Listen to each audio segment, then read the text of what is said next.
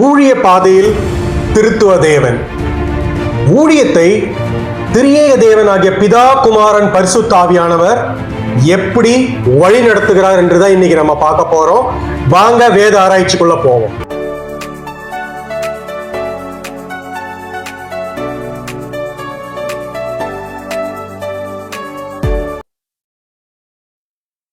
Price Lord Prabhakar. Praise Lord.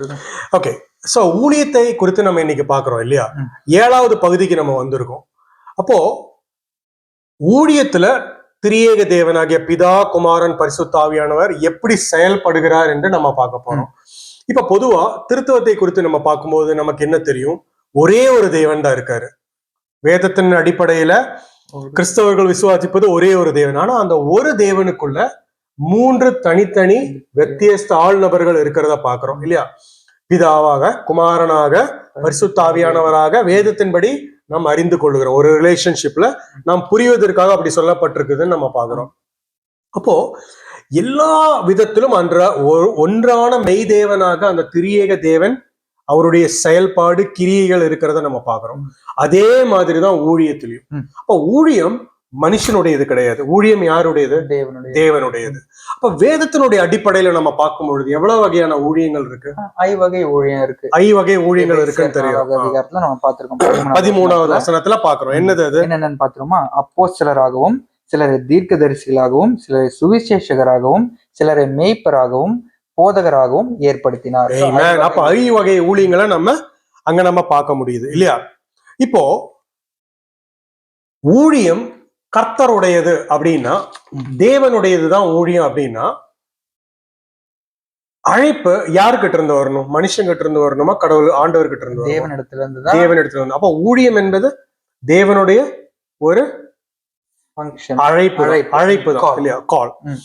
இப்போ நம்ம நான் ஒரு என்ஜினியரா இருக்கிறேன் அப்படின்னா, இன்ஜினியரிங் வேலைய நான் மற்றவங்களுக்கு அசைன் பண்ணணும் அப்படின்னா, நான் அவங்களை அழைத்து நான் தான் யார் யார் என்னென்ன பண்ணணுங்கிறத நம்ம சொல்லுவோம் இல்லையா?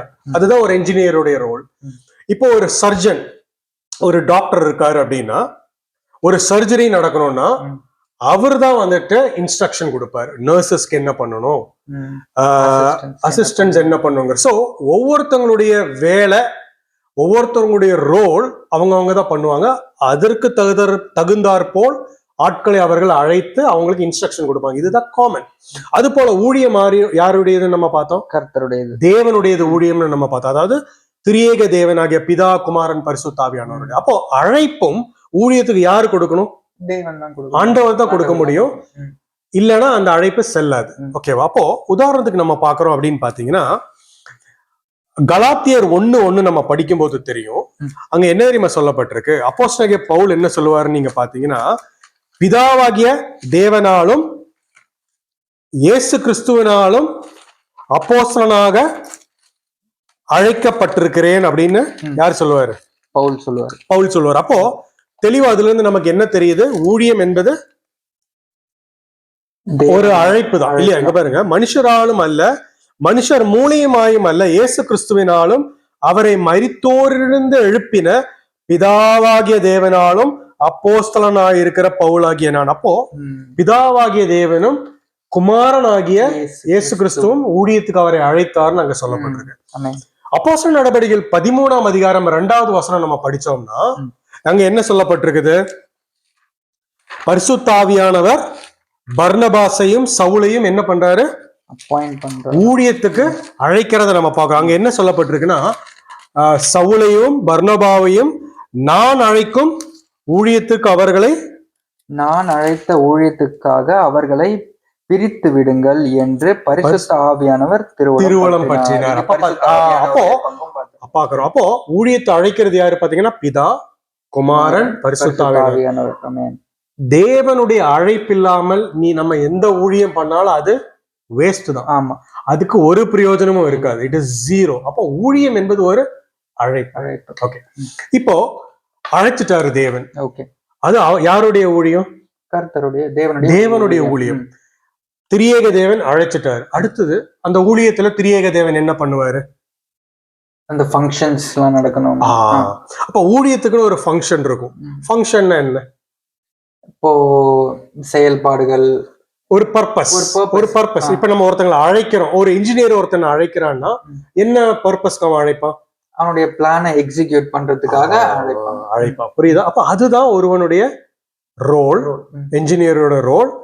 அவனுடைய ஃபங்க்ஷன் என்ன அப்படின்னு பாத்தீங்கன்னா, ஒவ்வொருத்தங்களுக்கும் ஒவ்வொன்று அசைன் பண்ணுறது, என்ன பண்ணணுங்கிறது. சும்மா அழைக்கிறது இல்லை, அதுக்கு ஒரு பர்பஸ் இருக்கும். அப்ப ஆண்டவர் ஊழியம் ஆண்டவருடையது அப்படின்னா, ஆண்டவர் தான் ஒருவனை ஊழியக்காரனை அழைத்து இருக்கிறார் அப்படின்னா, ஃபங்க்ஷன் யாரு பண்ணுவாரு? யாரு பண்ணுவாங்க? அதுவும் ஆண்டவர் தான் பண்ணுவாரு. அழைத்த ஊழியக்காரன் நிமித்தம் அவர் ஃபங்க்ஷன் பண்ணுவார் அப்படிங்கறத நம்ம பாக்குறோம். இப்ப ஃபங்க்ஷனை குறித்து பாப்போமா? ஓகே. 1 கொரிந்தியர் 12 பாப்போம். 1 கொரிந்தியர் 12 எந்த வசனங்கள் எல்லாம்? 4, 5, 6. சரி, எடுங்க. வரங்களில் வித்தியாசங்கள் உண்டு, ஆவியானவர் ஒருவரே. ஊழியங்களிலேயும் வித்தியாசங்கள் உண்டு, கர்த்தர் ஒருவரே. கிரியைகளிலேயும் வித்தியாசங்கள் உண்டு, எல்லாருக்குள்ளும் எல்லாவற்றையும் நடப்பிக்கிற தேவன் ஒருவரே. இதுல இருந்து பாக்குறோம் நம்ம ஒண்ணுலயும் வித்தியாசம் இருக்கு, ஆனா தேவனாகிய கர்த்தர் ஒருவர், அவர் தான் நடத்துறாரு. மெனி மெம்பர்ஸ், ஆனா ஒன் பாடி தான். ஸோ அந்த ஃபங்க்ஷன்ஸ் எல்லாம் டிஃப்ரெண்டா இருந்தாலும் தேவன் தான் அதை நடத்துறாரு.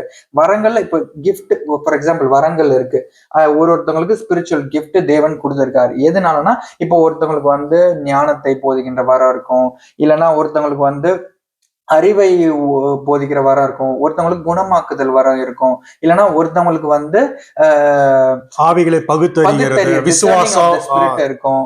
அப்போ டங்ஸை இன்டர்பிரேட் பண்றவங்களுக்கு ஒருத்தவங்களுக்கு கொடுத்திருப்பாங்க. அப்போ ஆவியானவர் ஒருத்தவங்களுக்கும் ஒரு வரத்தை கொடுத்திருக்காரு. எதுக்குன்னா அவருடைய ஃபங்க்ஷனை எக்ஸிக்யூட் பண்றதுக்கு ஒரு மீடியமா பயன்படுத்திக்கிறார். அப்ப 4வது வருஷம் அதுதான் சொல்லுது இல்லையா? வரங்களில் வித்தியாசம் உண்டு, ஆவியானவர் ஒருவர் அப்படின்னு என்ன அர்த்தம்? ஊழியத்துல வரங்களை கொடுக்கிறது யாரு? ஆவியானவர். அதைத்தான் நம்ம இங்க பார்த்தோம் இல்லையா? அதைத்தான் நீ சொன்ன இல்லையா? வரங்களை கொடுப்பது ஆவியானவர். அடுத்தது பாத்தீங்கன்னா, குமாரனை குறித்து பார்க்கும்பொழுது 5வது வசனம் தெளிவா சொல்லுது, ஊழியங்களிலேயும் வித்தியாசங்கள் உண்டு, கர்த்தர் ஒருவர். ஊழியத்தை கொடுக்கிறது யாரு? ஆண்டவராகிய இயேசு கிறிஸ்து. எபேசியர்ல கூட நம்ம படிக்கும் பொழுது அங்க தெளிவா சொல்லப்பட்டிருக்கு. 4ஆம் அதிகாரத்துல நம்ம வரும்பொழுது 13வது வசனம் என்ன சொல்லுது பாருங்க. அவர் சிலரை அப்போஸ்தலராகவும், சிலரை தீர்க்கதரிசிகளாகவும், சிலரை சுவிசேஷகராகவும், சிலரை மேய்ப்பராகவும் போதகராகவும் ஏற்படுத்தினார். அப்படின்னு என்ன அர்த்தம்? நானா சுயமா நான் ஒரு தீர்க்கதரிசியை, நான் ஒரு பாஸ்டர் அப்படின்னு நம்ம சொல்ல முடியாது. யார் அப்பாயிண்ட் பண்றாங்க அந்த ஊழியத்துல? இயேசு கிறிஸ்து தான் அப்பாயிண்ட் பண்றாரு. புரியுதா? ஊழியத்துல ஆவியானவர் என்ன பண்றாரு? கிஃப்ட்ஸ் கொடுக்கிறாரு. இயேசு கிறிஸ்து என்ன பண்றாரு? குமாரன் வார்த்தையானவர் அப்பாயிண்ட் பண்ணுகிறார். நீ அப்போஸ்தல ஊழியத்திற்கு, நீ என்னுடைய மெய்ப்பனா இருக்கிறதற்கு, நீ என்னுடைய தீர்க்கதரிசி அப்படின்னு அவர்தான் அப்பாயிண்ட் பண்றாரு. அதே அடுத்தது 1 கொரிந்தியர் 12ஆம் அதிகாரம் 6வது வசனம் வந்துட்டோம்னா அங்க என்ன சொல்லப்பட்டிருக்கு? கிரியைகளிலேயும் வித்தியாசங்கள் உண்டு, எல்லாருக்குள்ளும் எல்லாவற்றையும் நடப்பிக்கிற தேவன் ஒருவரே. பிதாவாகிய தேவன் தான் கிரியைகளை அங்க நடப்பிக்கிறார். புரியுதா உனக்கு? அப்போ ஃபங்க்ஷன் இருக்கு. அதாவது ஃபங்க்ஷன் நம்ம பார்த்துட்டோம்னா கிஃப்ட்ஸ் யாரு கொடுக்கிறாரு? ஆவியானவர். குமாரன் ஒவ்வொருத்தங்களும் அப்பாயிண்ட் பண்றாரு. ஆனா அந்த அப்பாயிண்ட் பண்ண ஒரு நபரை, நீ இந்த இடத்துக்கு போ, நீ இந்த இடத்துக்கு வா, நீ இத சொல்லு, இந்த இடத்துல போய் நீ இத பேசுங்கிற சொல்றதுல பிதாவாகிய தேவன். புரியுதா உனக்கு? அப்போ அதுதான் அங்க சொல்லப்பட்டிருக்கு. என்ன சொல்லப்பட்டிருக்கு? கிரியைகளிலேயும் வித்தியாசம் உண்டு, எல்லாருக்குள்ளும் எல்லாவற்றையும் நடக்கிற தேவன். ஊழியம் என்பது it is absolutely controlled by God, triune God himself. இதுதான். இப்ப நம்ம என்ன பார்த்துட்டோம்? அழைப்பா பார்த்துட்டோம், ஃபங்க்ஷனை பார்த்துட்டோம். அடுத்தது நம்ம என்ன பார்க்க போறோம்? எப்படி எக்ஸிக்யூட் பண்றாங்க. அதாவது ஃபங்க்ஷன் முடிஞ்சதுக்கு அப்புறம் அடுத்து ஆபரேஷன் பார்க்கிறோம். அதாவது எப்படி திரியேக தேவன் இந்த அழைப்புல, இந்த ஊழியத்துல எப்படி அவர் செயல்படுகிறார்கள், திரியேக தேவன் நம்ம பார்க்க போறோம். முதலாவது பிதாவானவரை குறித்து நம்ம பார்க்கணும் அப்படின்னு பாத்தீங்கன்னா, அப்போஸ்தலர் நடவடிக்கைகள் 27ஆம் அதிகாரம் 24, 25 நம்ம பார்க்கும் பொழுது அங்க என்ன சொல்லப்பட்டிருக்கு அப்படின்னு பாத்தீங்கன்னா, உதாரணத்திற்கு இதை நான் ஷார்ட்டா சொல்லி முடிக்கிறேன். அப்போஸ்தலனாகிய பவுல் மற்றவர்களோடு கூட கப்பல்ல போகும்போது அங்க என்ன ஆகும்னா பெரிய ஒரு காத்தடிக்கும், கப்பல் கவுந்து எல்லாரும் அழிந்து போகிற ஒரு சூழ்நிலை வரும்பொழுது எல்லாரும் பயப்பட்டு வேதனைப்படும் பொழுது அப்போஸ்தலனாகிய பவுல் சொல்லுவாரு, கவலைப்படாதீங்க, இன்னைக்கு இரவு, நேற்று இரவு தேவனுடைய தூதனானவர் வந்து என்கிட்ட சொல்லிட்டாப்ல, நீ வந்து முன்னாடி நீ நிக்கணும், இதுதான் தேவனுடைய சித்தம், தேவன் உன்னை அங்க கொண்டு போறதுக்கு நியமிச்சுட்டாரு, அதனால நீ பயப்படாதன்னு சொல்லும்போது அப்போஸ்தலனாகிய பவுல் அவங்களுக்கு அதை சொல்லி அவங்கள தேற்றுகிறத நம்ம பார்க்க முடியும். அதாவது நான் படிக்கிறேன் பாருங்க, 24, 25 படிக்கிறேன். பவுலே, பயப்படாத, நீ ராயனுக்கு முன்பாக நிற்க வேண்டும், இதோ உன்னுடனே கூட யாத்திரை பண்ணுகிற யாவரையும் தேவன் உனக்கு தயவு பண்ணினார் என்றான். ஆனபடினால் மனுஷரே திடமனதாயிருங்கள், எனக்கு சொல்லப்பட்ட பிரகாரமாகவே நடக்கும் என்று தேவனிடத்தில் நம்பிக்கையாயிருக்கிறேன். புரியுதா உங்களுக்கு? ஆயினும் நாம் ஒரு தீவிலே விழ வேண்டியதாயிருக்கும் என்றார். அப்படின்னு அங்க பாத்தீங்களா, ஆண்டவர் வந்து உன்னை ராயனுக்கு முன்னாடி நிறுத்த போறார்.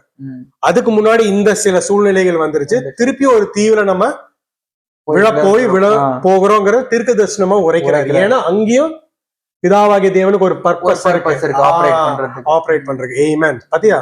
அப்ப பிதாவாகிய தேவன் அதை செய்கிறத நம்ம பாக்குறோம். அடுத்தது நம்ம பார்த்தோம்னா குமாரனாகிய தேவன், அவருதான் அப்பாயிண்ட் பண்ணுவாரு. புரியுதா? யார் யாரு என்னென்ன எப்படி பண்ணணுங்கிற அந்த ஆபரேஷன். இப்ப உதாரணத்துக்கு நீ பார்த்தனா அப்போஸ்தலர் நடபடிகள், இதே அப்போஸ்தலர் நடபடிகள் 26ஆம் அதிகாரம் 16வது வசனம் நம்ம பார்க்கும்பொழுது இந்த கான்டெக்ட்ல நம்ம என்ன பாக்குறோம் அப்படின்னு பாத்தீங்கன்னா, அப்போஸ்தலனாகிய பவுல் தன்னுடைய சாட்சியை சொல்லுவார். என்ன சொல்லுவாரு? நான் வந்து மத்தவங்களை கொல்லுகிறவனா, ரொம்ப மோசமானவனா இருந்தேன், நான் ஒரு பரிசேயனா இருந்தேன், அப்படி இப்படின்லாம் சொல்லிட்டு இயேசுவை நான் தரிசனமான, அப்போ இயேசு கிறிஸ்து என்ன ஊழியத்துக்கு அழைத்து என்ன அப்பாயிண்ட் பண்ணாரு அப்படின்னு சொல்லுவார். அந்த வசனத்தை தான் இப்ப நம்ம படிக்க போறோம். அப்போஸ்தலர் நடபடிகள் 26ஆம் அதிகாரம் 16வது வசனம். இப்பொழுது நீ எழுந்து காலூன்றி நில், நீ கண்டவைகளையும் நான் உனக்கு தரிசனமாகி காண்பிக்க போகிறவைகளையும் குறித்து உன்னை ஊழியக்காரனாகவும் சாட்சியாகவும் ஏற்படுத்துகிறதற்காக உனக்கு தரிசனமான. அப்போ அப்போஸ்தலனாகிய பவுலை சாட்சியாகவும் ஊழியக்காரனும் ஏற்படுத்தினது யாரு? தேவன் தான், ஆண்டவராகிய இயேசு கிறிஸ்து தான். புரியுதுல உனக்கு? அப்போ see, தேவன் இதுல இருக்கிறாங்க. புரியுதா? God only appoints. நம்மள ஒரு ஊழியத்தை சுயமா எடுக்க முடியாது. எடுக்கலாம், அந்த நியாய தீர்ப்பு நம்ம மீது வரும்போது நம்மளால தாங்க முடியாது. புரியுதா உனக்கு?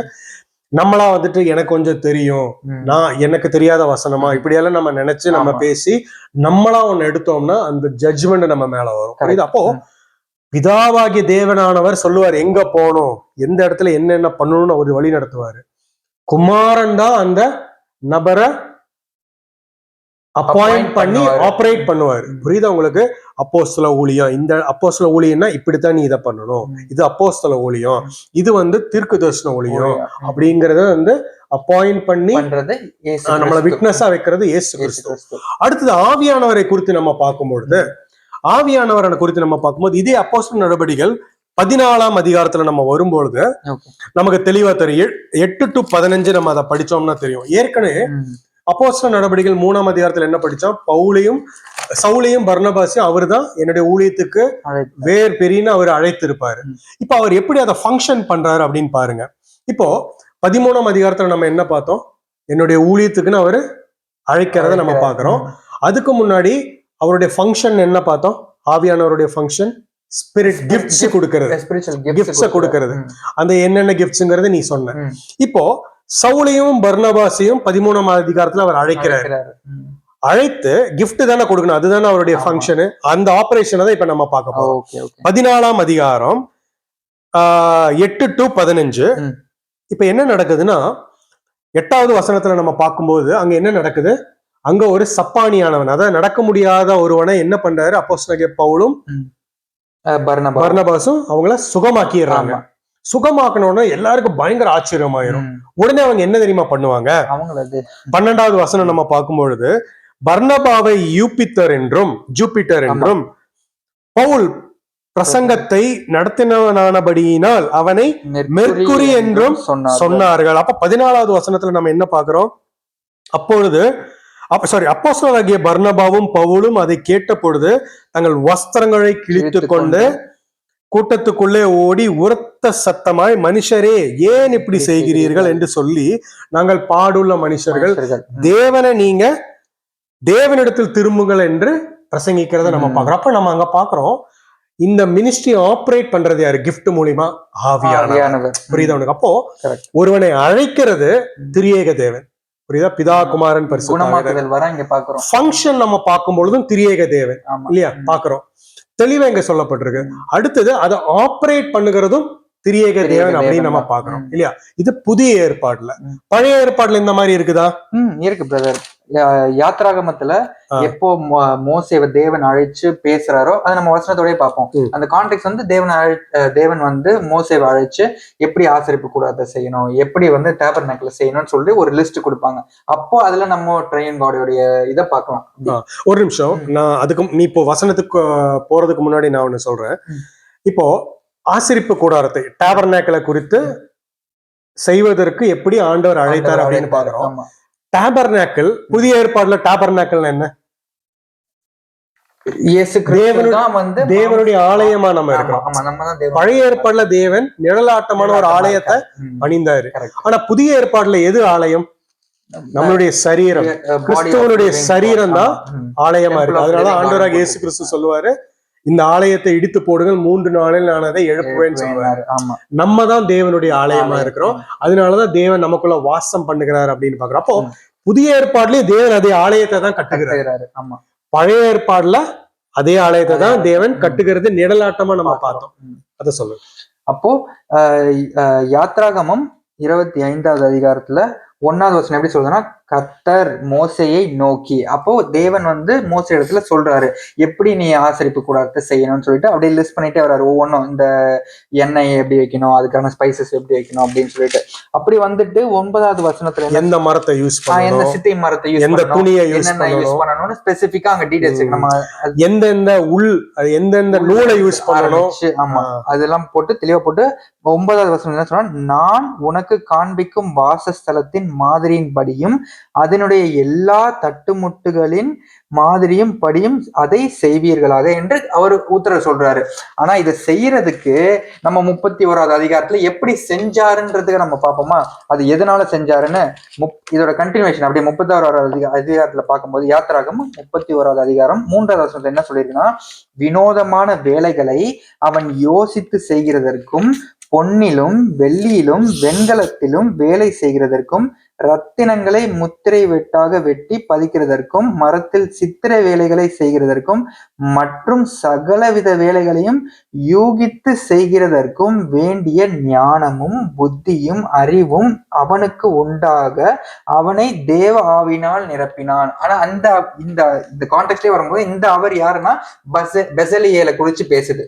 அப்போ கர்த்தர் ஒரு மனுஷனை சூஸ் பண்ணாருன்னா அவனுக்கு வந்து ஆவியானவர் என்ன சொல்றாரு, அவர் ஆவியால நிரப்பி இந்த வேலைகளை செய்யறதுக்கு கூப்பிடுறார். அப்ப நம்ம ஓல்ட் டெஸ்டமென்ட்லயும் பாக்குறோம் எப்படி அந்த ஆவியானவர் வந்து அவருடைய செயல்பாடு செய்யறாரு. திரியேக தேவனை நம்ம பார்க்கிறோம். அப்போ ஒரு ஆசரிப்பு கூடாரத்துல தேவன் அழைக்கிறாரு, தன்னுடைய வார்த்தையை போதிக்கிறாரு.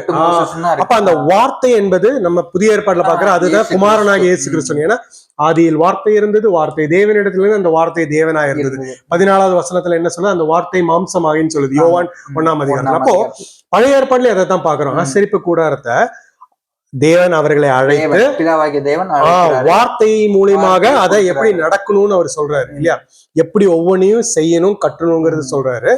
அதுக்கப்புறம் அதை செய்யறதற்கு தன்னுடைய ஆவியானவரை மேல கொடுக்கிறார். அப்ப அங்கேயும் நம்ம திரியேக தேவனை பார்க்க முடியும். அப்போ the whole of the பைபிள்ல நம்ம பார்க்கும் பொழுது திரியேக தேவனுடைய கிரியைகளையும் செயல்பாடுகளையும் நம்ம பார்க்க முடியும் இல்லையா. எவ்வளவு ஒரு மேன்மையான விஷயம் இல்லையா. ஆமென். Praise the Lord. Praise the Lord.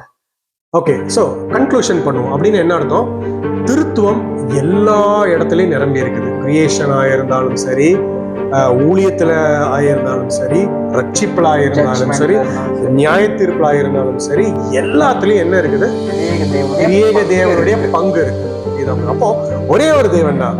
ஆனா அந்த ஒரு தேவன் பிதா, குமாரன், பரிசுத்த ஆவியானவர் என்று தெரியப்படுகிற வேதத்தின் அடிப்படையில் ரிவீல் பண்ணப்பட்டது. ஒரே ஒரு தேவன், அந்த ஒரு தேவனுக்குள் 3 தனித்தனி ஆள் நபர்கள். இதுதான் திருத்துவம். ஆமென்.